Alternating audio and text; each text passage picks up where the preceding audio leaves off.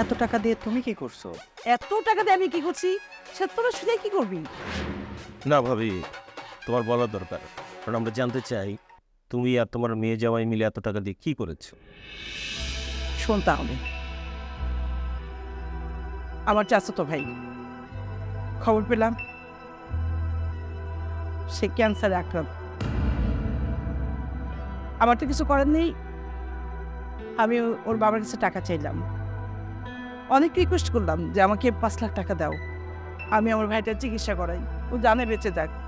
বাহ, এই কথা শুনে সে আমাকে টাকা দেওয়াই বন্ধ করে দিল। টাকা পাঠাতে শুরু করলো আমার ছেলের কাছে, আমার মেয়ের কাছে আর তোমার কাছে।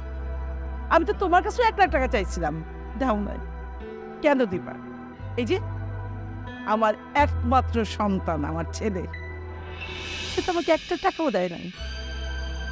আর আমার মেয়ে, আমি যতদূর জানি মেয়েরাই মায়ের কষ্ট বোঝে, আমার মেয়েও আমাকে 1 টাকা দেয়নি।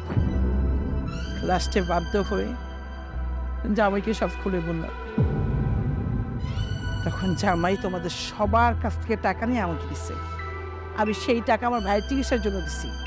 এখন তোমরা বলো কি করতে চাও, আমার কি করবা? ভাবি, আমাদের বলার কিছু নাই।